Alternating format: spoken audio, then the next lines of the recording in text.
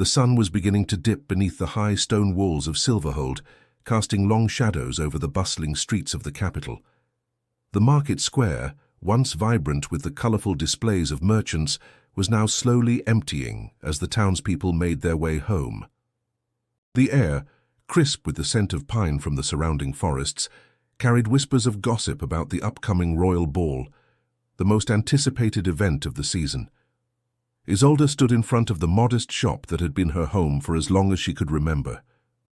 Her hands, worn from years of stitching and weaving, were still steady as she adjusted the fabric of a gown she had been working on for weeks.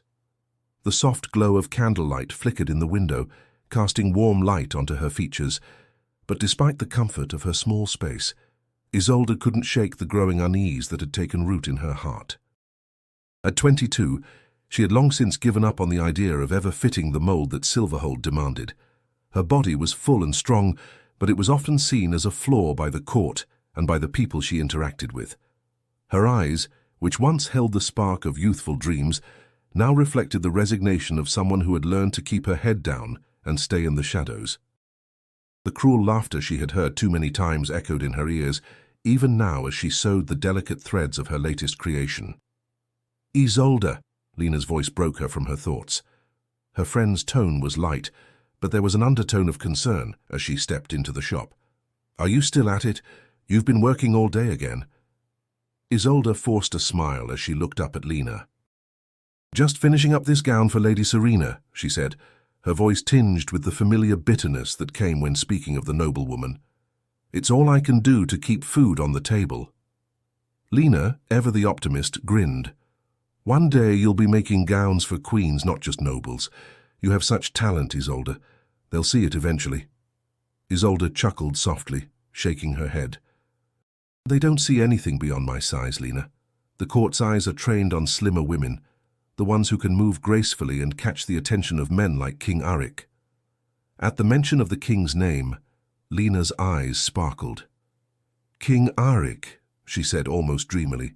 "He's the most handsome man in all of Veridora. And he's single, Isolde. You never know. Maybe he'll notice you." Isolde rolled her eyes, a weary smile tugging at her lips. "Don't be ridiculous. No one notices me, Lena. I'm just the seamstress, nothing more." Lena crossed the room and placed a hand on her shoulder. "You're more than that, Isolde. You're kind and strong, and someday someone will see that. I know it."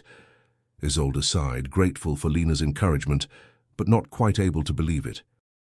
She glanced out the window, where the last rays of the sun were slipping behind the distant mountains. The royal ball was only days away, and the rumors were rampant. It was said that King Arik himself would be in attendance, and many of the town's young women, including Lady Serena, were already preparing for the event with eager anticipation. But Isolde, she had no illusions. Even if she could afford the finest gown and adorn herself with jewels, she knew the court would never see past her size. "Maybe someday," Isolde murmured, but even she didn't believe the words as they left her mouth. Lena's voice, soft but determined, brought her back to the moment. "You never know, maybe this ball will be different." But Isolde didn't feel any excitement, only the heaviness of a lifetime spent hiding in plain sight. The only place she truly felt free was in her shop, surrounded by the fabric she loved and the quiet of her thoughts. As night fell and the sounds of the city grew distant, Isolde sat alone at her work table sewing the final stitches of the gown. The ball was coming. And with it, the inevitable reminder of all the ways she would never fit into the world of Silverhold's nobility. Yet, deep down, a small part of her wondered, what if this time, something were to change? The air was thick with excitement as the Kingdom of Silverhold prepared for the annual dance competition. It was the event of the season, where the finest of Silverhold's nobility showcased their elegance and grace. The city buzzed with anticipation, from the seamstresses to the noble ladies choosing their finest gowns, to the dancers rehearsing their moves in hidden courtyards. Isolde stood in the corner of the square, observing the lively preparations from a distance. Her heart was heavy with longing. She had spent weeks designing the perfect gown for herself, hoping that maybe, just maybe, this year would be different. She had even practiced dancing in the privacy of her own room, though she knew well that the shame of her body would never allow her to shine on the stage. From where she stood, she could hear the sounds of the musicians tuning their instruments, the laughter of noblewomen gossiping about their rivals, and the clattering of shoes on cobblestone streets. All around her, people were getting ready for the spectacle, and yet there was a deep sense of isolation that clung to her. The truth was, she wasn't supposed to be there. The competition wasn't for women like her, women with fuller figures, women who didn't meet the narrow ideals of beauty celebrated in the royal court. Isolde, Lena's voice cut through her thoughts, drawing her attention. The younger woman was breathless, her cheeks flushed from excitement. "You're coming, right, to watch the competition? You've got to. It's going to be incredible." Isolde gave a small smile but didn't reply. She didn't have the heart to explain to Lena why she could never participate. It wasn't just her size that made her feel out of place. It was the way the world had always treated her because of it. The mocking words, the quiet laughter. She couldn't bear to face it again. Lena continued, clearly not noticing Isolde's discomfort. "Lady Serena is performing, and I hear she's going to win this year for sure. You should see the gown she had made. It's like something out of a dream.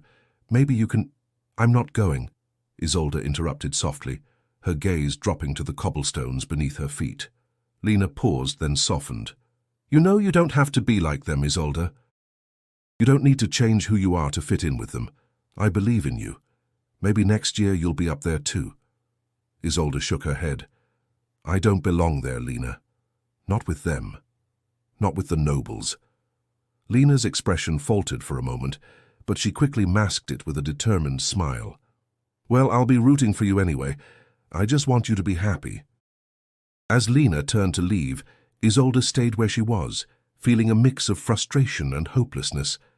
The competition was something reserved for the perfect, the graceful, the slim, and she was none of those things. Even with all her skills in creating beautiful garments, she knew she would never be able to present herself in a way that would make the nobles and the court see her for more than what they assumed about her. The evening of the competition arrived, and Isolde found herself walking slowly through the streets of Silverhold, her eyes fixed on the brightly lit Colosseum where the event would take place. The crowd was already gathering, with elegant women in extravagant dresses and men in formal attire. The royal banners fluttered in the wind, reminding everyone of the presence of the royal family. As she reached the Colosseum, Isolde hesitated. The music had already begun, a soft melody drifting through the air. She wasn't sure if she should enter, but the pull of curiosity was too strong. She found a quiet spot at the back of the audience, trying to remain unnoticed as the dancers took the stage. The dancers were flawless, their movements flowing with practiced precision. Lady Serena was among them, her slender form moving effortlessly, drawing the gaze of every onlooker. She was everything Isolde knew she could never be. Isolde's stomach twisted. She tried to keep her focus on the performance, but it was difficult to ignore the whispers and stares that seemed to linger in her direction.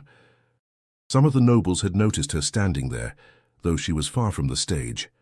"They said she might show up," a woman's voice remarked behind her, "but I thought she would at least try to fit in with the rest of us." The words stung, but Isolde refused to turn around, refusing to give them the satisfaction of seeing her hurt. She had spent too many years hiding, too many years letting their judgments shape her sense of self. Then, in the midst of the performance, something unexpected happened.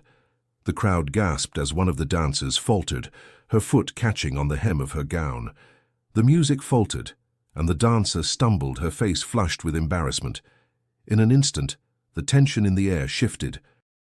Isolde watched in shock as Lady Serena, usually so poised, turned sharply toward the dancer and sneered in disdain. But then, just as quickly as the moment had passed, another figure appeared at the front of the stage. King Arik. His presence was commanding, his large frame and strong posture cutting through the tension in the room. The murmurs of the crowd died down as he rose from his seat, his gaze scanning the room before it fell on Isolde. For a moment, she felt as though the world had stopped. His deep, piercing eyes locked with hers, and in that instant, she felt as though he could see right through her. The air seemed to crackle with an unfamiliar energy. "Enough," King Aric's voice echoed across the Colosseum. The competition will not be marred by such petty interruptions. He turned to the performers, his voice calm but authoritative. Let the dance continue. And as the music resumed, Isolde couldn't help but wonder if Aric's gaze had been intentional, if perhaps, just perhaps, there was something in her that he recognized, something he wanted to understand. The moon hung low in the sky that night, its silver light casting long shadows over Silverhold. The streets, still buzzing from the excitement of the competition, were quieter now. Isolde had left the Colosseum soon after the king's unexpected intervention, feeling an odd mixture of relief and uncertainty. The eyes of the court still seemed to follow her, but for the first time it was as though they no longer saw her merely as an outcast. Isolde made her way back to her small shop, her thoughts heavy. She had expected to feel defeated after watching the competition, but instead there was something stirring within her, a strange, unexpected feeling that maybe, just maybe, she wasn't invisible. She couldn't stop thinking about King Aric's gaze, how it had seemed to linger on her, as though he had seen something in her that others had overlooked. Inside the quiet of her workshop, Isolde sat down at her workbench, her fingers moving instinctively to the fabric she had been sewing, but her mind was far from the gown before her. She kept replaying the image of Aric, standing tall and powerful at the front of the stage. His presence had filled the room, and for a moment she had felt something inside her stir, a connection she couldn't explain. The next day, as Isolde busied herself with her work, a figure appeared in the doorway. She looked up to find Lena standing there, her eyes wide with excitement. "You won't believe what I heard," Lena exclaimed, her voice barely able to contain her enthusiasm. "The king wants to meet with you, in person, today." Isolde's heart skipped a beat. "What? Why?" She felt a surge of panic rise in her chest. "What does he want with me?" Lena grinned. "I don't know. But they say he was asking about you last night after the competition. He wants to speak with you privately. It's incredible." For a moment Isolde couldn't move. The idea of meeting King Aric was both thrilling and terrifying. Why would the king want to meet with someone like her? She was no one of importance, just a seamstress from the lower ranks of the city. "Are you sure this isn't some kind of mistake?" Isolde asked, her voice trembling slightly. Lena nodded eagerly. "Positive. His attendants are waiting outside. You should go." Isolde stood up, her knees feeling weak as she adjusted her dress and made her way out of the shop. The streets of Silverhold were alive with people, but as she passed them, she felt as though the world had narrowed, all focus now on the royal summons. The royal guards waited at the gates, their stern faces softened only by the knowledge of their mission. They escorted Isolde through the ornate halls of the castle, past tapestries of battles long won and family portraits of kings and queens past. The deeper she ventured into the heart of the royal palace, the more the weight of her situation seemed to press down on her. At last they arrived at a grand chamber, its walls lined with dark wood and velvet curtains, and there, sitting upon a throne of intricate gold and silver, was King Aric. He was even more imposing up close. His broad shoulders and sharp features were a stark contrast to the gentle demeanor he had shown in the Colosseum. But his eyes, those piercing amber eyes, softened when they met hers. There was a warmth to them, an intensity that made her feel exposed in the most vulnerable way. "Come in, Isolde," he said, his voice deep and commanding, yet strangely gentle. "I've been waiting for you." Isolde stepped forward, her heart racing. "Your Majesty," she said, her voice faltering slightly, I don't understand why you want to speak with me." Aric rose from his throne, walking toward her with a slow, deliberate stride. "You've captured my attention," he said simply. "Last night, I saw something in you that I have not seen in many others. I believe you are capable of more than you think." Isolde swallowed hard, her mind struggling to process his words. "I don't know what you mean. I'm just a seamstress. You are more than that." Aric interrupted, his tone firm. "I saw you during the competition. I saw your courage, your strength, and I believe you have the potential to do far more than stitch fabric. I want to offer you an opportunity." Isolde's confusion deepened. An opportunity? But what could someone like me offer to the king? Arik studied her closely, his gaze thoughtful. You may not understand now, but I can offer you a chance to be part of something greater. You see, I am the alpha of the Silverhold pack, and as you may know, the pack has many challenges, both political and personal. I need someone who is strong, who is capable of standing by my side and helping me navigate these challenges. Isolde felt a flutter in her chest. I don't understand. What do you want from me? Arik smiled, a hint of amusement in his eyes. I want you to become part of my court. I want you to help me with matters that require not just strength, but wisdom and heart. I need someone who can see beyond the surface and understand the deeper truths. And I believe you are that person. Isolde took a deep breath, feeling a strange warmth spread through her. The weight of his words pressed upon her, and for the first time she felt as though she might have a place in this world. Maybe, just maybe, this wasn't a mistake. Maybe she was meant to be here, in this moment, with him. You want me to be a part of your court? She whispered, her voice barely audible. Arik nodded, his gaze never leaving hers. Yes. Will you join me, Isolde? Her mind swirled with questions, but one thing was clear. Her life had just changed forever. Isolde's mind was a whirlwind as she stood before King Arik, her heart pounding in her chest. The invitation had been so sudden, so unexpected. How could a simple seamstress, someone so far removed from the world of nobility, possibly be of value to a king, an alpha of a powerful werewolf pack, no less? The chamber around her was quiet now, the only sound being the slow crackling of the fire in the hearth. Arik's gaze never wavered from hers, his amber eyes searching, as if waiting for her to make the decision of a lifetime. I don't know what to say, Isolde whispered, feeling a weight on her chest as the magnitude of the situation pressed down on her. I've never been a part of anything like this. I'm not a noblewoman, I'm just a seamstress. King Arik took a step closer, his presence enveloping the room, filling the space with an intensity that was impossible to ignore. I've seen you, Isolde. I saw you in the competition. You weren't just watching from the sidelines, you were part of it, part of something bigger. You have strength in you, strength you might not even fully realize yet. She looked down at her hands, the rough calluses from years of sewing biting into her palm. But I'm not like the others. I'm not graceful like Lady Serena, or slim enough to be admired. I don't belong in your world, my lord. Arik's expression softened, though the fire of determination still burned in his eyes. You belong because you are more than what others see.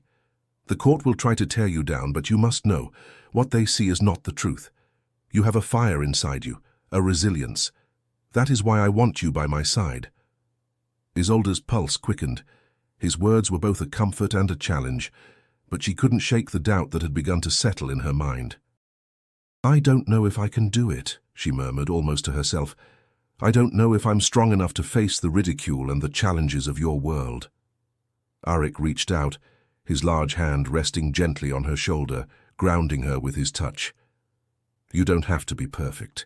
You just have to be yourself. You have a place in this world, Isolde. And I want you to stand with me. A wave of warmth washed over her, but it was quickly followed by a tide of uncertainty. I'm not sure I belong in this palace, Your Majesty. I've spent my life outside of it, hiding from what others think of me. I've always known my place at the bottom. Your place is not at the bottom, Arik replied firmly. It is at my side, if you will accept it. We are bound by more than just the expectations of others. I see something in you that no one else does. You have the strength to rise, Isolde. Isolde's chest tightened as she met his gaze. She had never felt this kind of pressure before, this responsibility that seemed to reach beyond her own life and into something much larger. Was she ready for this? Could she step into a world where she was both an outsider and a potential key player in something far bigger than herself? Her thoughts raced.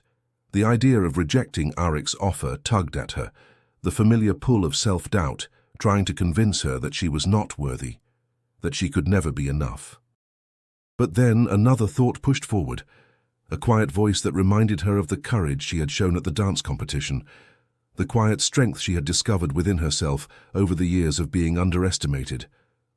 For the first time, she felt that maybe she could stand tall, that maybe the doubts she carried for so long were not the truth of who she was. Maybe this was her chance, not to hide but to live fully. I will stand with you, she said, her voice steady, though her heart raced. The words felt powerful as they left her lips. But I can't promise it will be easy. I've spent my life learning to survive, not thrive. Arik's smile was small, but it held a promise. I don't need you to promise me anything, Isolde. I need you to trust me, and trust yourself, that is all. Isolde stood there, her heart still heavy but now filled with a new resolve. She had just made a choice that would change the course of her life. For better or worse, she had accepted the Alpha's challenge. As Arik stepped back, a look of satisfaction in his eyes, Isolde couldn't help but wonder what lay ahead. The court, the werewolf politics, the expectations, it was all so daunting.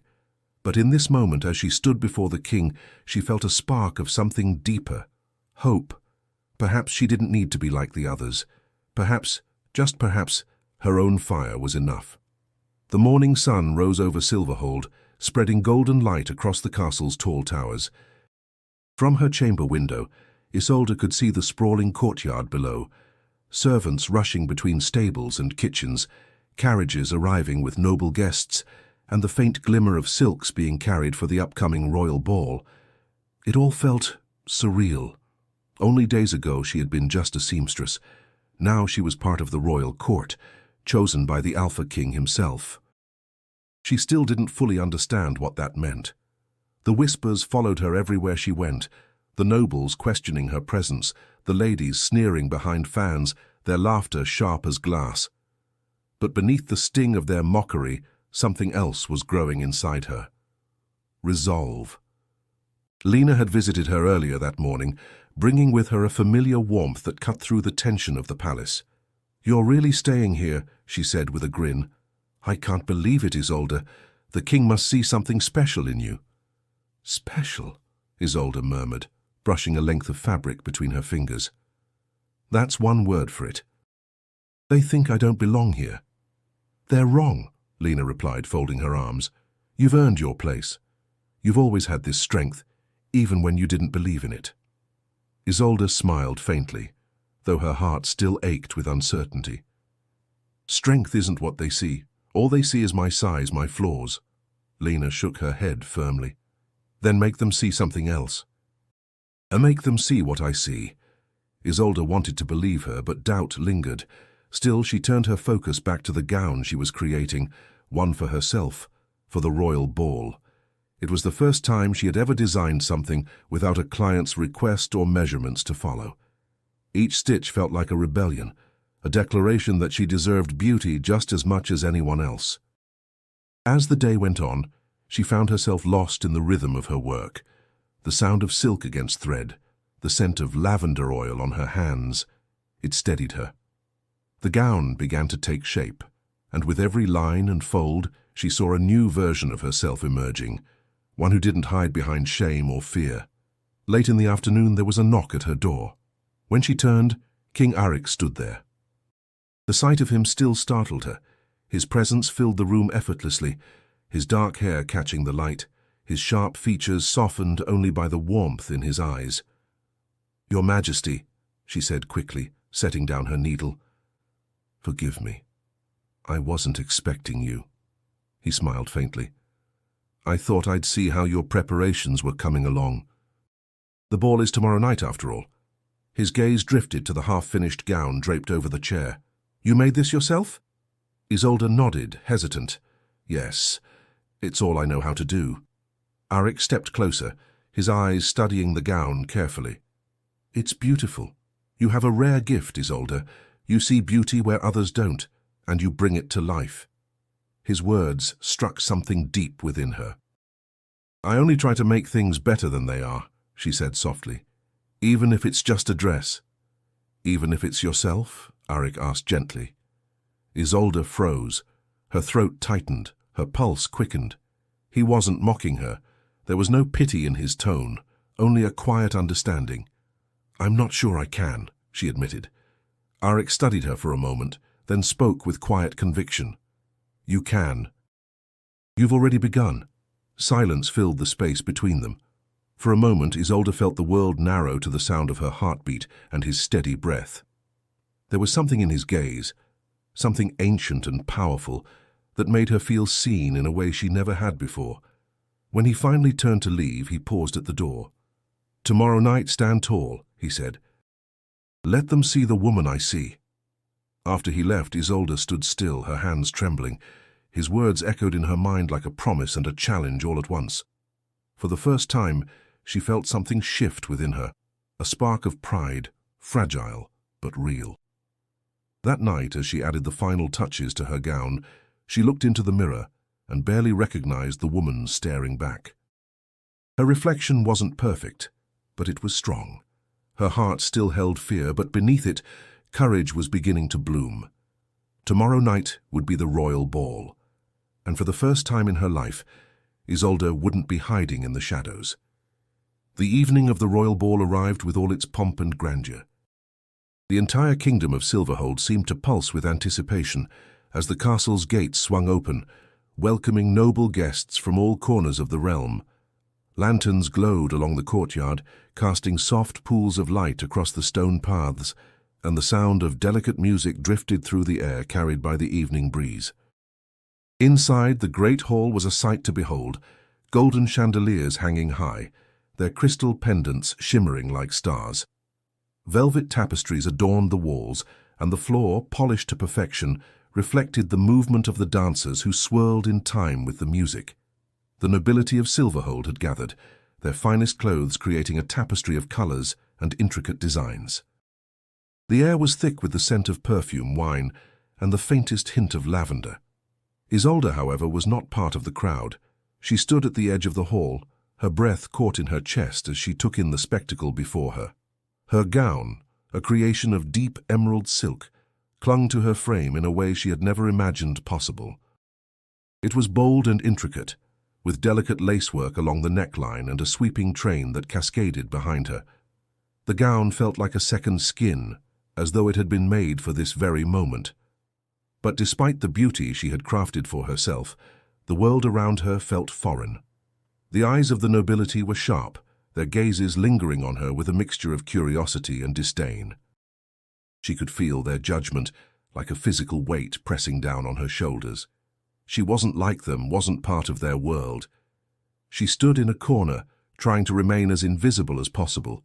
Her hands fidgeted nervously at her sides, her pulse quickening as the reality of her decision settled around her. What had possessed her to come here? She wasn't made for this world, wasn't made to dance in these grand halls. She had always been the seamstress, the quiet observer, never the center of attention. The music shifted, and a loud laugh echoed across the room. Isolde's gaze was drawn to the sound, and her heart skipped a beat when she saw him, the Alpha King standing tall near the center of the room. His posture was commanding, his presence undeniable. He was surrounded by noblemen and women, but his gaze, sharp and intense, seemed to seek something, or someone. For a fleeting moment, their eyes met across the room. Isolde's breath caught in her throat.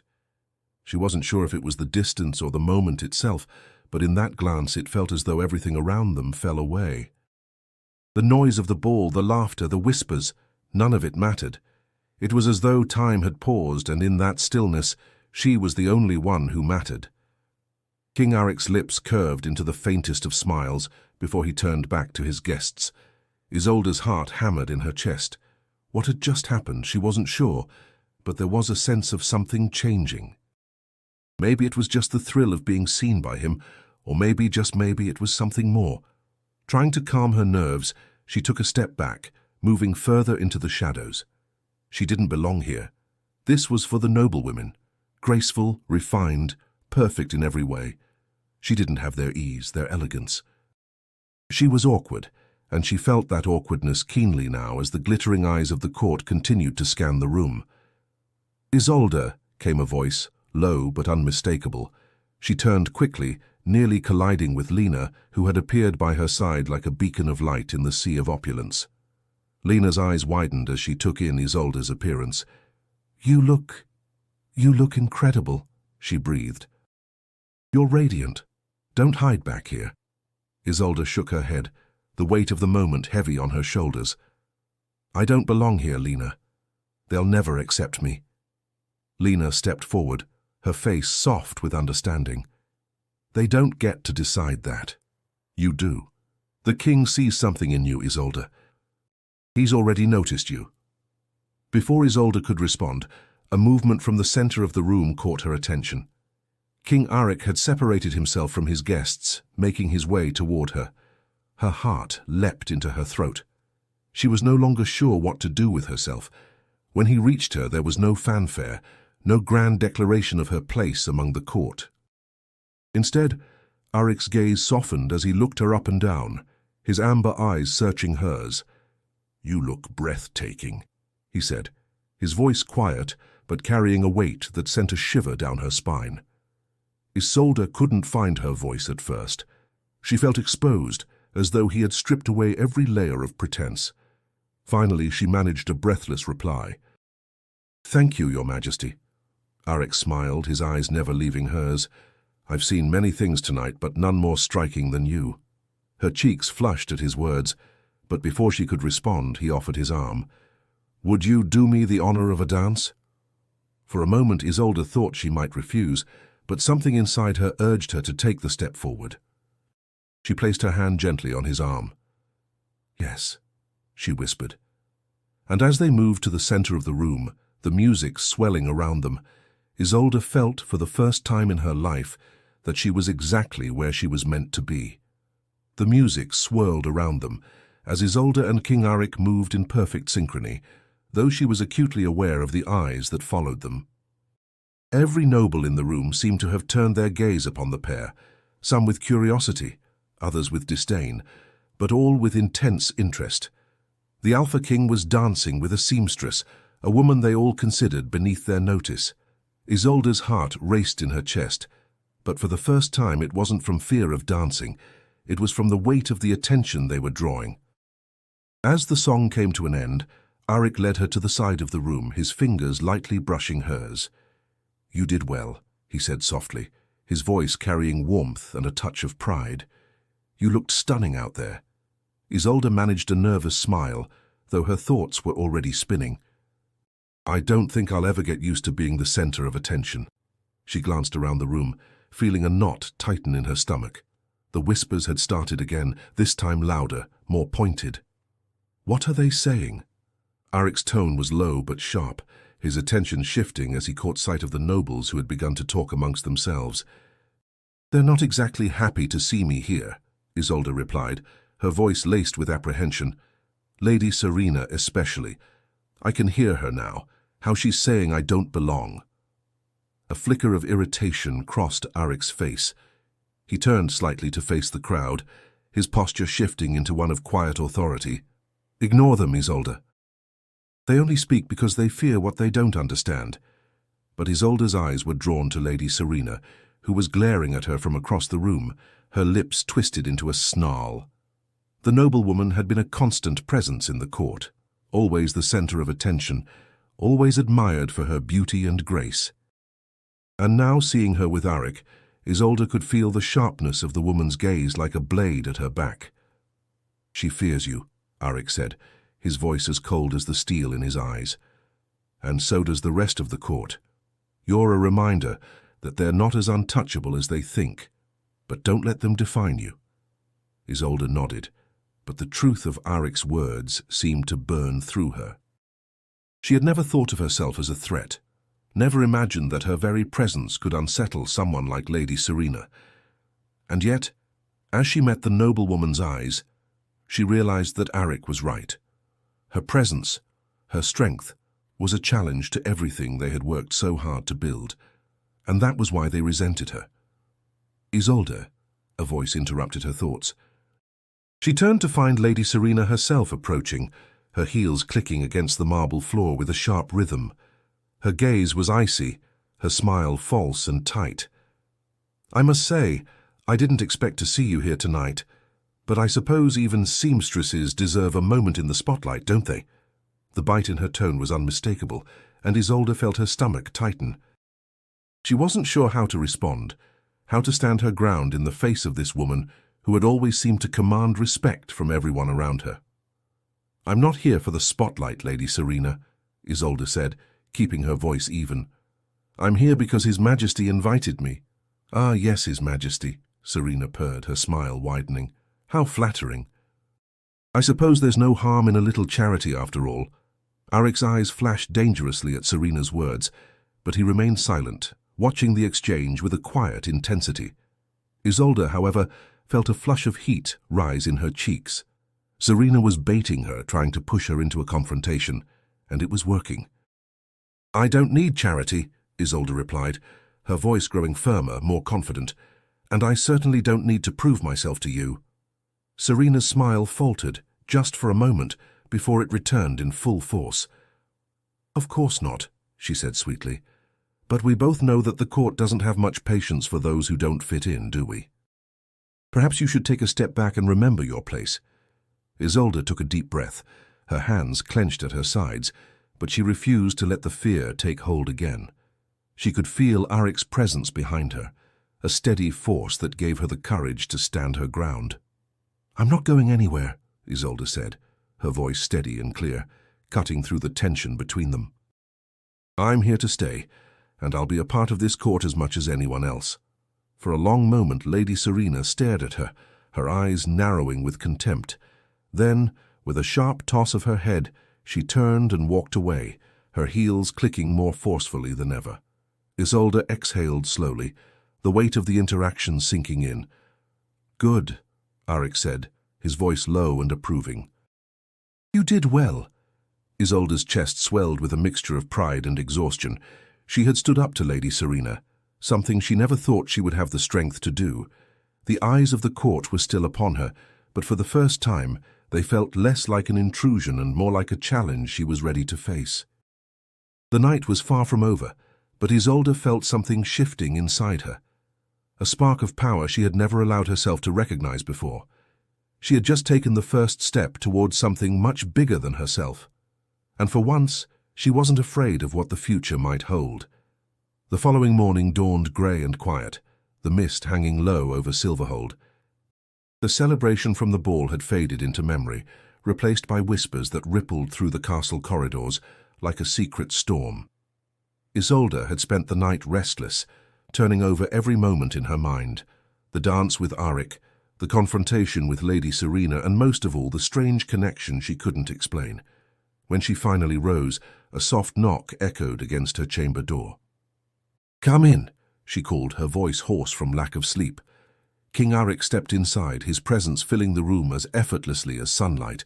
He looked different in the morning light, less regal, more human, though the quiet intensity in his amber eyes was still there.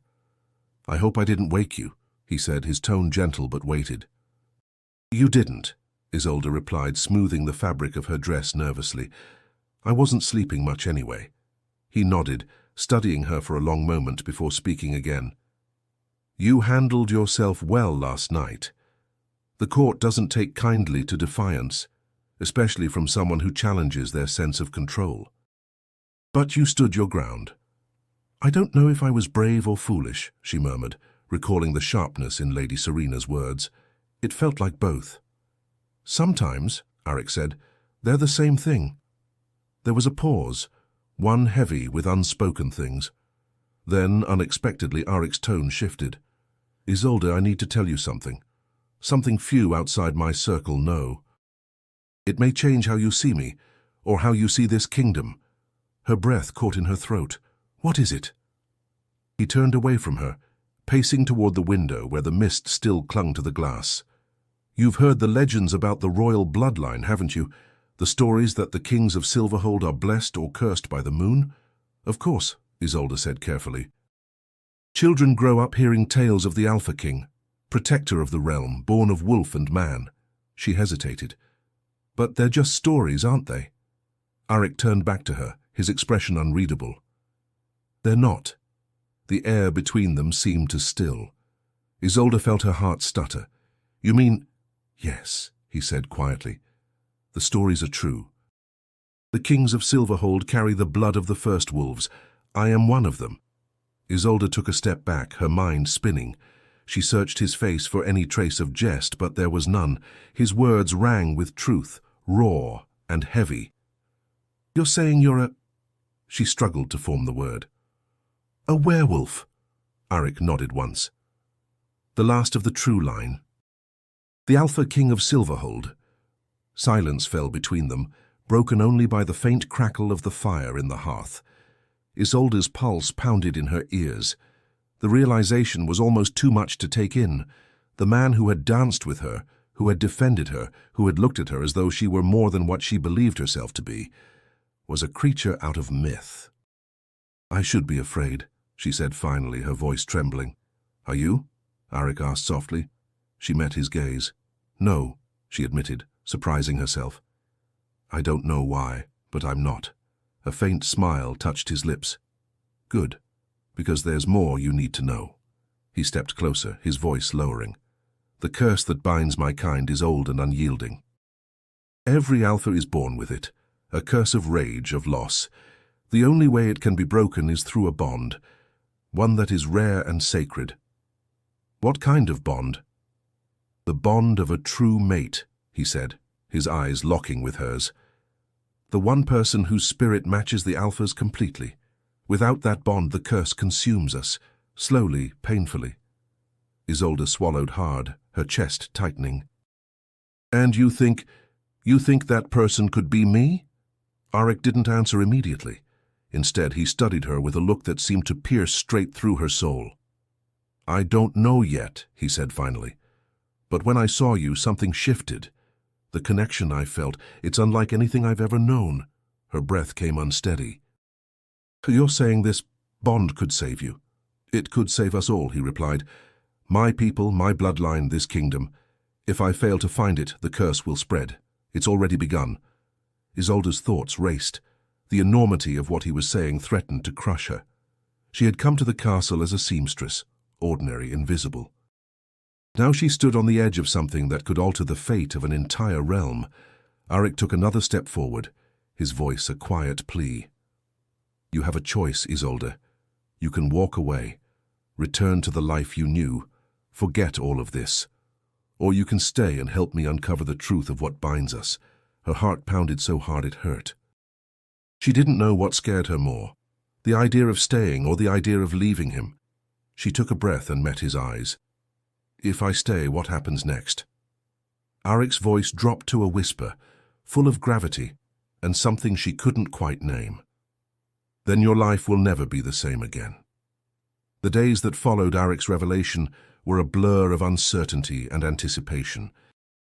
Isolde tried to focus on her work, but every corner of the castle, every shadow in the hallways, seemed to echo with the words he had spoken to her. A bond, he had said. A true mate. How could she, a simple seamstress, possibly be part of something so monumental? The idea clung to her thoughts like a fog, suffocating and persistent. She found herself avoiding Arik, not out of fear but out of confusion. She needed time to think, to make sense of what was happening. She had only ever known her place at the bottom of the social ladder. To imagine herself standing beside him as something more than a mere servant was impossible. And yet the pull between them, strange and undeniable, refused to let go. One afternoon, as Isolde wandered the castle's gardens in an attempt to clear her mind, she was interrupted by the sound of approaching footsteps. She turned, her heart skipping a beat as Arik appeared before her, his presence as commanding as ever. Isolde, he said, his voice calm but purposeful, I've given you time to think. Now I need you to come with me. Where? She asked, her voice unsteady. To the training grounds, Arik replied. It's time for you to face the first test. Isolde felt a shiver run down her spine. A test? What kind of test?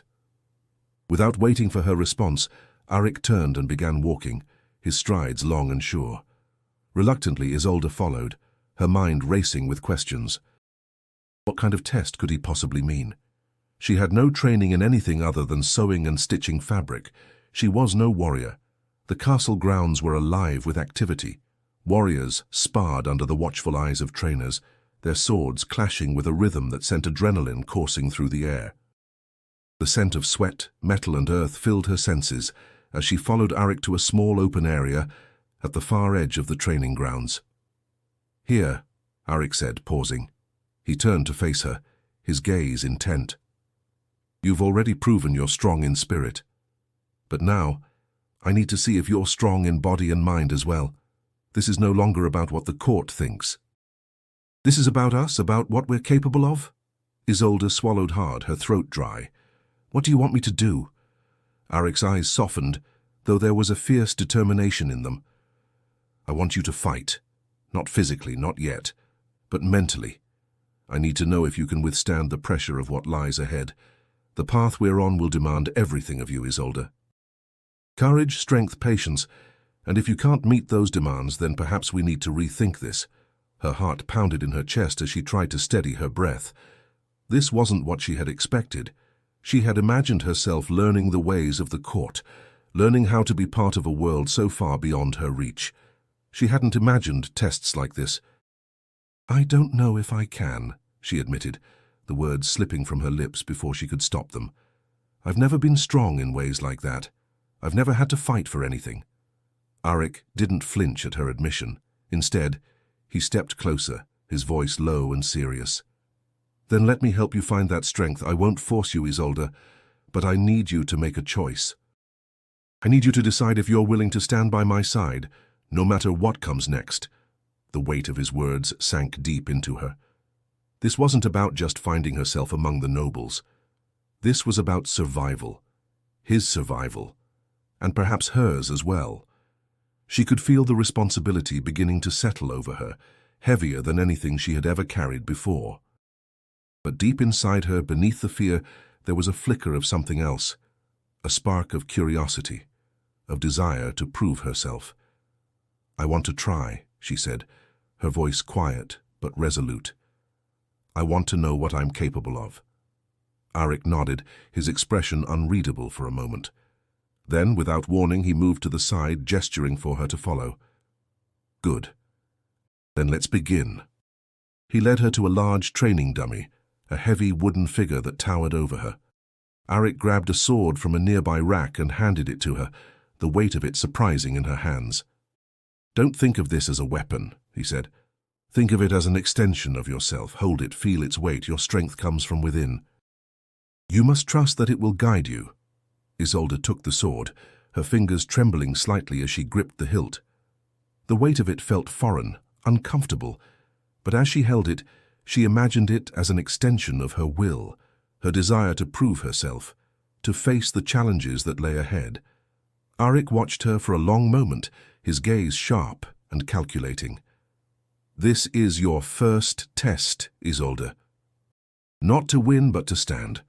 Stand firm, stand tall, and show me what you're made of." She took a deep breath and planted her feet, holding the sword in front of her. For the first time in her life, Isolde didn't feel like the seamstress, the girl who was too big, too awkward, too out of place. In that moment, with the sword in her hands, she felt something stir deep within her, a force she had never known existed. "Let's begin," Arik said. The training grounds were alive with the sound of swords clashing and the grunts of warriors pushing their limits.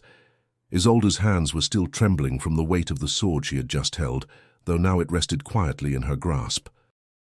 Arik had been patient with her, watching in silence as she adjusted to the movements, trying to balance strength with grace, though the sword felt unnatural in her hands. It wasn't just the weight of the weapon that was heavy, though. It was the pressure of what Arik had asked of her. She had agreed to this test, but now that she was in the thick of it, she realized how much more this was than just a physical challenge. There was something deeper at stake here, something that went beyond just standing tall with a sword in her hands. Arik's gaze never left her as he approached, his steps steady and measured. The air around them was thick with anticipation, though Isolde couldn't pinpoint why. There was a tension in the space, a quiet force that made her skin tingle. "You're doing well," Arik said, his voice low but approving. "But now, it's time for the real test." Isolde frowned, looking up at him in confusion. What do you mean? Arik stepped closer, his expression serious. You've shown you can endure the physical strain. Now it's time to prove your mind, your spirit.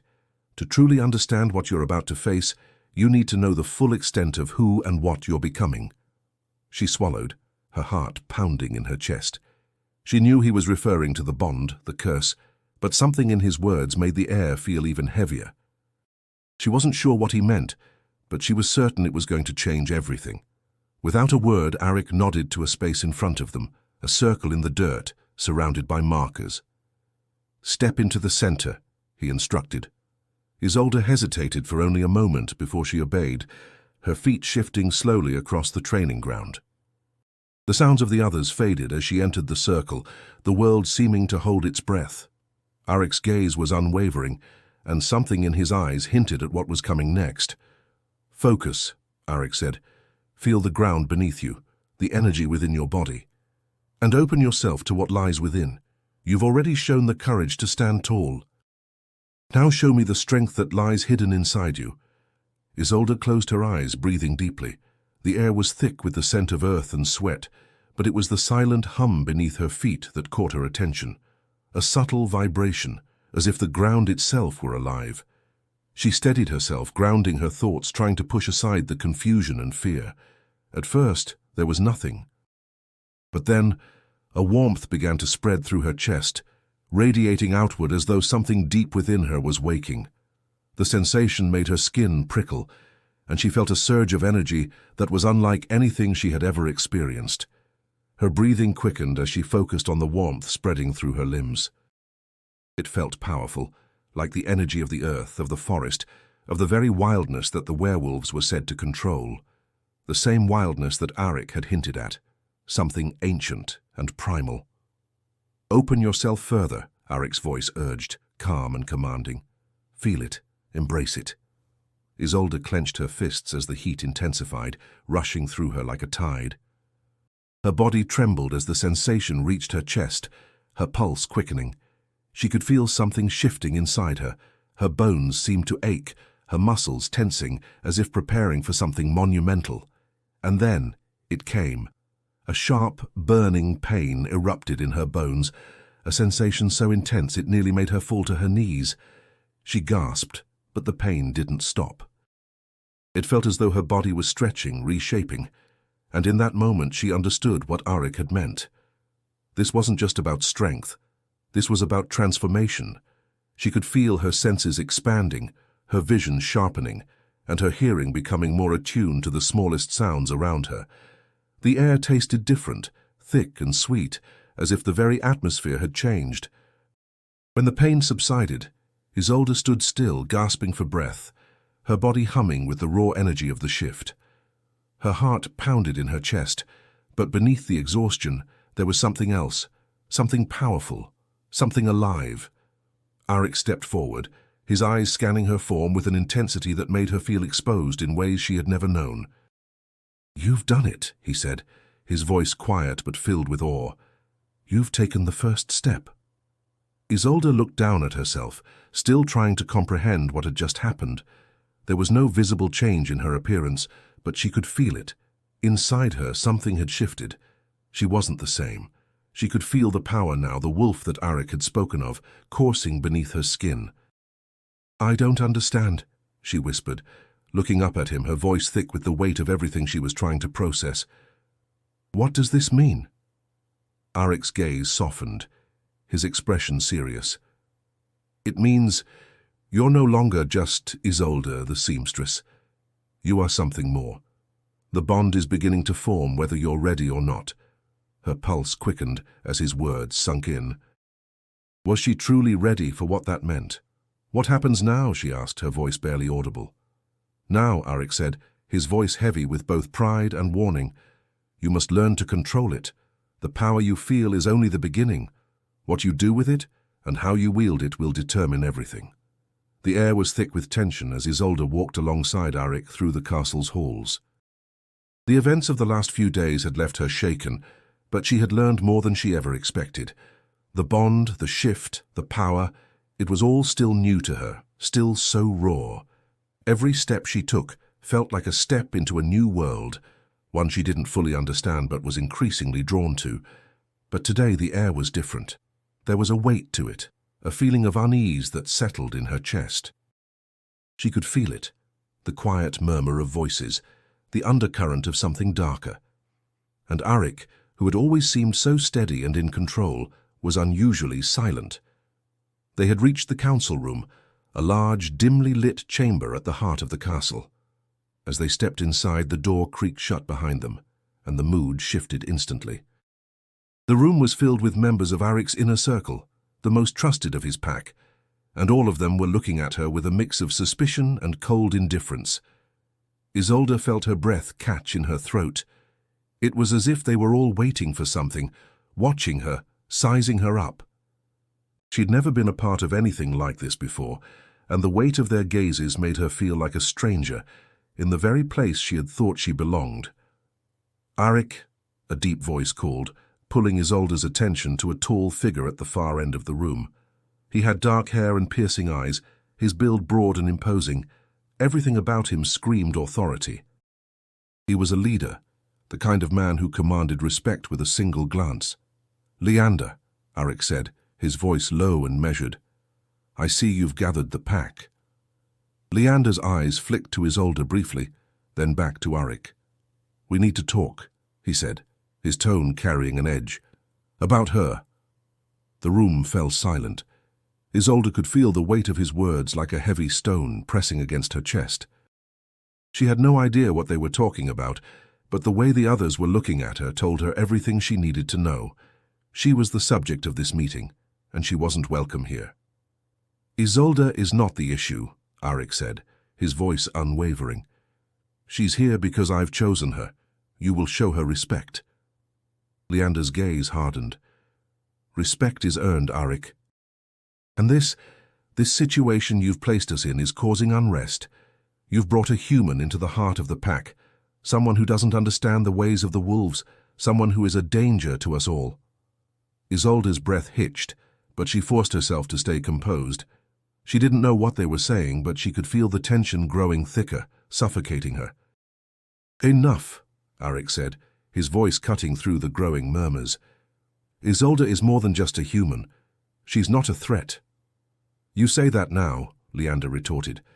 "But what happens when the bond you speak of is broken? What happens when the curse you've been so eager to avoid begins to consume you again? You think she's strong enough to handle it? To stand by your side when everything falls apart?" Isolde's heart pounded in her chest. The uncertainty, the fear in Liander's words made her stomach churn. She didn't want to be a part of this conflict. She didn't want to be the cause of Arik's struggles. But Arik's eyes never wavered. He stood tall, his presence undeniable. "I don't need your approval, Liander. I've made my choice and I will not back down." The silence in the room was deafening. It seemed as though everyone was waiting for something, waiting for Arik to give in or for Liander to strike, to challenge him in some way. But it never came. Liander scoffed, shaking his head in disdain. "You may have chosen her, Arik, but you've forgotten something. The pack comes first." "Always." He paused, looking directly at Isolde now. "You don't belong here, and you never will." Isolde felt her hands tighten at her sides, the anger welling up inside her. She had spent her entire life being underestimated, but this was different. She wasn't going to back down. Not now. "You're wrong," she said, her voice steady but firm. "I may not understand your world completely, but I'm learning, and I won't let anyone stand in my way, not even you." Liander's eyes narrowed, and for a moment she thought he might lash out, but instead he sneered and turned away. "We'll see how long that confidence lasts, little human." Arik stepped forward then, his voice cold and commanding. "You've had your say, Liander. Now leave." The tension in the room was palpable as Liander shot one last venomous look at Isolde before storming out, followed by the rest of the pack members who had been silently observing the exchange. Isolde felt her knees almost buckle as the weight of the moment sank in. She had just faced down the pack, Arik's own people, and though they had left without further incident, she knew this was far from over. The betrayal was thick in the air, the quiet understanding that Leander's words would haunt them both. Arik turned to her, his expression softening for the first time since they entered the room. "You did well," he said, his voice low. "But this is just the beginning. The pack will not accept you easily." Isolde nodded, her mind racing with 1,000 thoughts. She had just taken a step into a world that was as dangerous as it was thrilling, and now she would have to prove herself in ways she couldn't yet comprehend. "Are you ready?" Arik asked, his voice carrying a weight she had never heard before. She didn't have an answer, but she knew one thing for sure. She would stand by his side, no matter the cost. The castle felt suffocating in the hours following the council's confrontation. The walls seemed to close in around Isolde as she wandered the hallways, the weight of the pack's rejection still hanging heavily on her shoulders. Her heart was in turmoil, each beat a reminder of the war raging inside her. Part of her still felt like an outsider, still felt the sting of their distrust. But another part, something deeper, something primal, was waking. She couldn't deny it. There was power in her now, a strength she hadn't known she possessed. But that strength, Arik's words and the bond that was slowly forming between them, were no guarantee of safety. It was clear now that not everyone would accept her. Leander had made that very obvious. As the sun began to set, casting long shadows across the castle courtyard, Isolde found herself standing before the large wooden gates. The cool evening air hit her like a wave, fresh and sharp, and for the first time in days she felt a surge of clarity. She knew what she had to do. Isolde had spent too long hiding in the shadows of Silverhold, playing the role of the silent observer. But the pack was right about one thing. She didn't belong there, not completely, and that realization hit her like a gut punch. Her place wasn't in the heart of this battle, not yet. She needed time to understand who she was becoming, time to come to terms with the power stirring inside her, and time to understand the bond she was beginning to form with Arik. But most of all, she needed space to breathe, to think, to escape. She took a deep breath, the sound of her own pulse in her ears.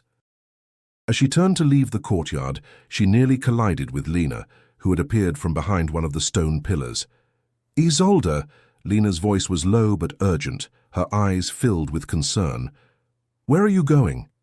Isolde hesitated for a moment, trying to steady her racing thoughts. "I need to leave," she said softly, "just for a little while." Lena's face twisted with confusion. "Leave?"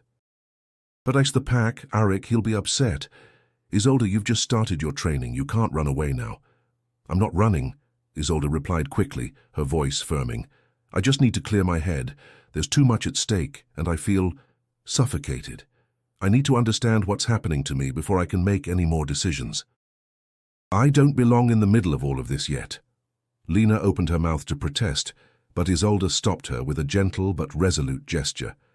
"I'll come back, I promise. I just need time." Lena studied her for a moment, as if weighing her words.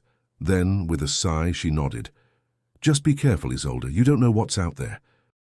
The pack might be divided, but there are still dangers in Silverhold."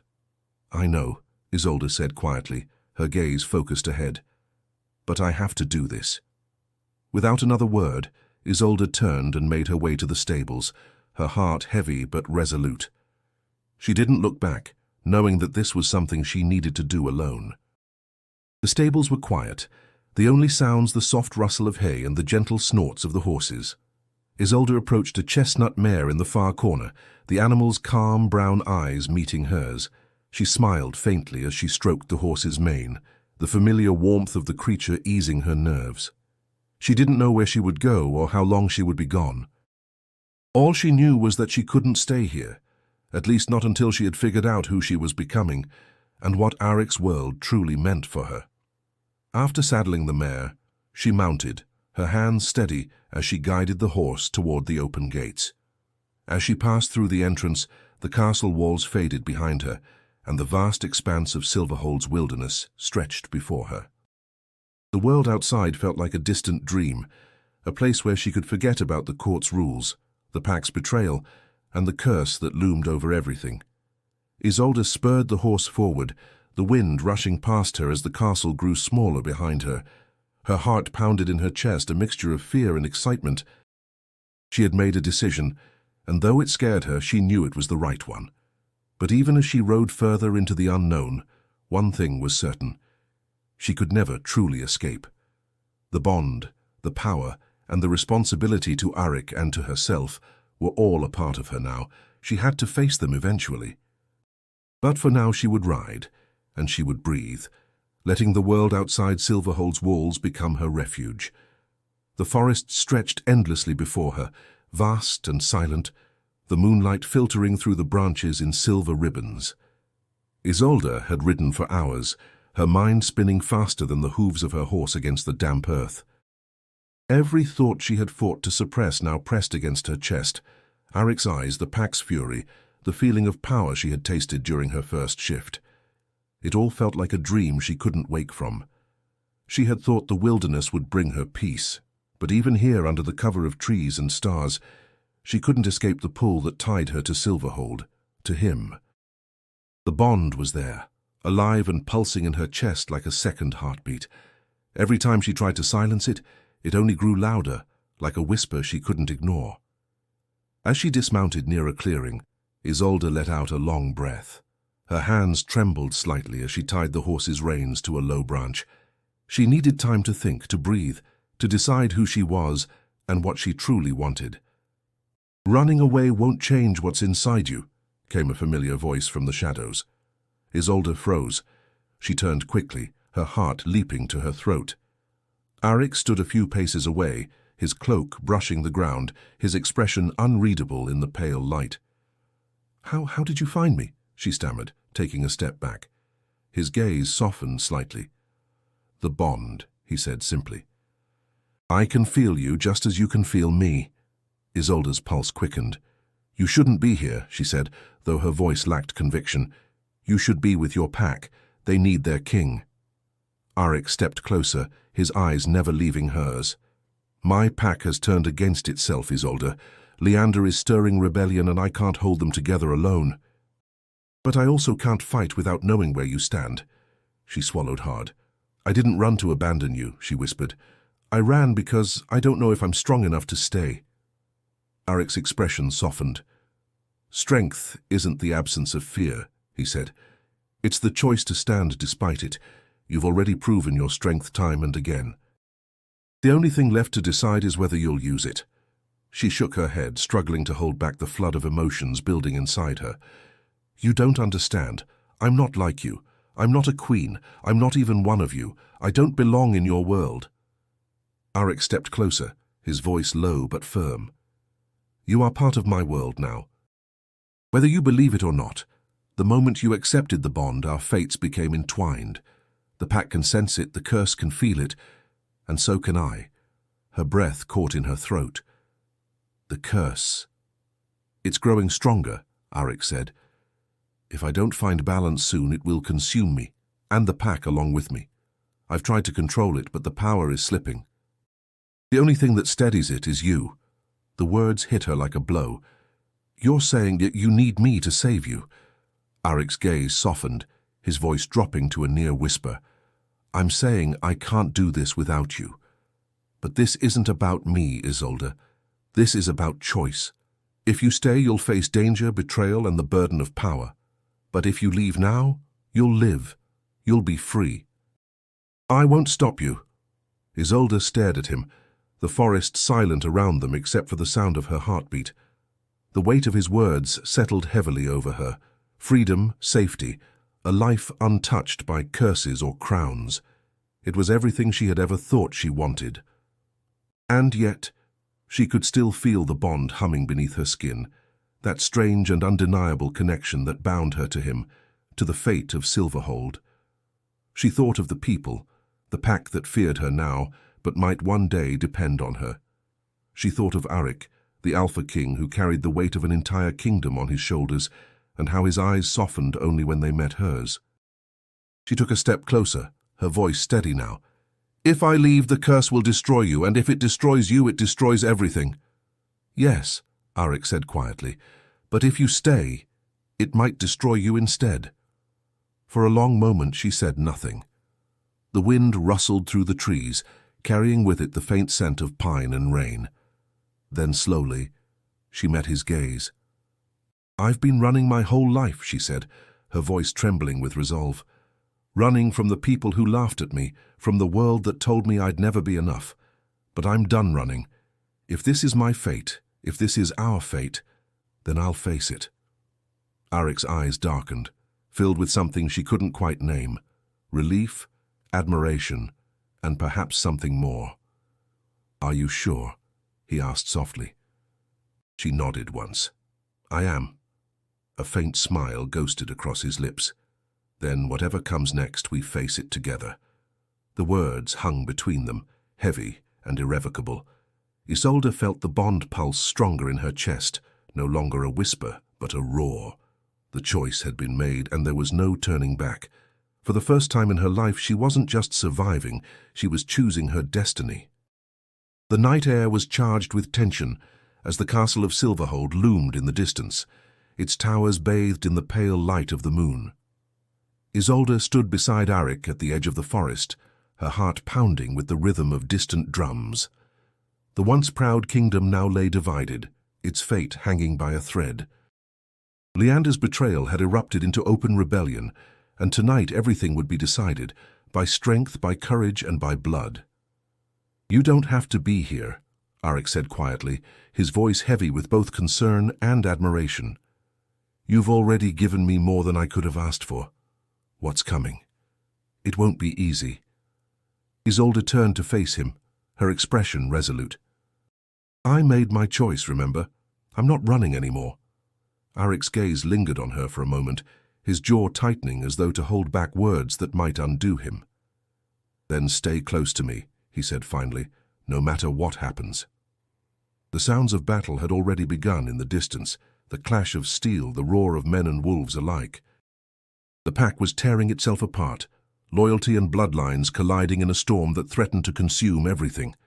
The rebels, led by Leander, had stormed the lower grounds of the castle, their banners of silver and black cutting through the night like shards of shadow. As they advanced, Isolde could feel the tension within Arik's warriors. Even among the loyal, fear was palpable. They were fighting not just for a crown, but for survival.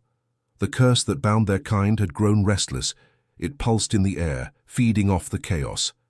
And at its center stood Arik, the Alpha King, his power restrained only by sheer force of will.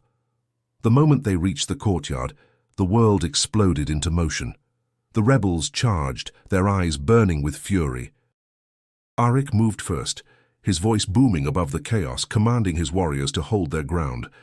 Isolde felt the energy shift around him, the unmistakable surge of power that came from the Alpha's bloodline. He was no longer just a man. He was the embodiment of the beast that ruled them all. But for every loyal fighter, there seemed to be two more who had turned. Leander's influence ran deep. The clang of swords, the growl of wolves shifting mid-battle, it was a blur of motion and violence. Isolde stayed near the wall, her breath shallow, her instincts screaming to run. But she remembered Arik's words. "Stand tall." Leander's voice cut through the din, cold and cruel. "You've lost, brother. You chose weakness when you chose her." Isolde's chest tightened. She turned toward the voice and saw him emerging from the chaos, his dark hair disheveled, his eyes glinting with hatred. He was powerful, his aura almost mirroring Arik's, but twisted, corrupted by ambition. Arik stepped forward, his expression grim. "You call it weakness," he said, his tone even, "but strength isn't measured by domination. It's measured by the bonds we protect." Leander sneered. "Then let's see whose bond breaks first." The brothers clashed with a force that shook the ground. The air around them crackled with energy as claws met steel, growls turning into thunder. Isolde's heart raced as she watched the two alphas battle, one for control, the other for unity. It was a dance of fury and desperation, each blow echoing with years of resentment. But even as the battle raged, Isolde felt it, the pulse of the curse beneath her skin, the bond pulling tighter almost painfully. It was as if the curse itself was watching, waiting for the outcome. And then, as Arik faltered for a split second, Leander struck, his blade cutting deep into Arik's shoulder. "Arik!" Isolde cried out, rushing forward before she could think. Eric stumbled but didn't fall. His eyes met hers, filled with both pain and warning. "Stay back!" he shouted, but it was too late. The bond flared between them, a burst of energy that surged through the battlefield like wildfire. The curse responded. The air grew heavy, the ground trembling beneath their feet. Shadows rose from the earth, swirling around Isolde and Arik as if drawn to their combined power. The warriors, both loyal and rebel alike, froze in awe and terror. Leander stared at the display, his face twisting in rage. "You think you can control it," he spat. "That power will destroy you." But Isolde wasn't afraid anymore. She could feel it now, the strength that had been sleeping within her since the night of her first shift. She stepped forward, her voice steady despite the chaos. "No," she said. "It's not here to destroy us. It's here to test us." She reached for Arik's hand, their fingers intertwining. The light that erupted between them was blinding, a surge of raw ancient energy that tore through the air like lightning. The curse screamed, a sound that wasn't quite of this world. And then, silence. When the light faded, Leander was on his knees, his weapon shattered beside him. The rebellion had stopped. The pack watched in stunned silence as Arik stood, bloodied but unbroken, his hand still gripping Isolde's. The power that surrounded them was no longer wild. It was calm, controlled. Arik looked at Leander, his voice quiet but commanding. "It's over." Leander lowered his head, defeated. The tension broke, and the pack slowly began to kneel. Isolde's heart was pounding, but as she looked at Arik, her alpha, her king, she knew one thing for certain. The battle might have ended, but their true test had only just begun. The first light of dawn crept across the ruins of Silverhold, casting long shadows over the battlefield. The air was heavy with silence, the kind that follows after chaos, when the cries of war fade and only the echo of loss remains. The once grand courtyard, now littered with broken weapons and blood-stained stone, bore the scars of the battle that had decided the fate of the kingdom. Isolde stood amid the stillness, her gown torn and her hands streaked with dirt and ash. Every muscle in her body ached, but the ache in her heart was far worse. Around her the survivors moved quietly, tending to the wounded and gathering those who would never rise again. The war was over, but peace had not yet settled. Arik stood not far from her, his figure unmistakable even in exhaustion. His arm was bound from the wound he'd taken during his fight with Leander, though the blood had long dried. He spoke softly to one of his captains, his voice calm but tired, a king who had carried his people through the storm. When his eyes met Isolde's across the courtyard, the world seemed to still for a moment.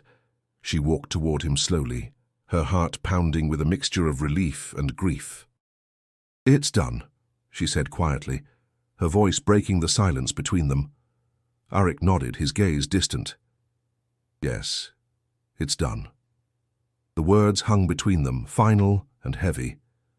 Isolde wanted to believe them, to believe that the nightmare had ended, but something in Arik's eyes told her that the cost of victory was far from forgotten. "Leander?" she asked after a moment, her voice soft. Arik's jaw tightened. "Alive," he said, "but imprisoned. I couldn't kill him." She studied him for a moment, her heart aching with unspoken understanding. "He's your brother," she said gently. "He was," Arik replied. His voice was quiet, but there was no bitterness in it, only sorrow. But his betrayal cut deeper than any blade. Some wounds don't heal even when the fighting stops. Isolde looked away, her throat tightening. The world they had known, the fragile kingdom that had once glittered under moonlight, was gone. What remained was something new, something uncertain. And yet, as she stood beside him, she realized she wasn't afraid.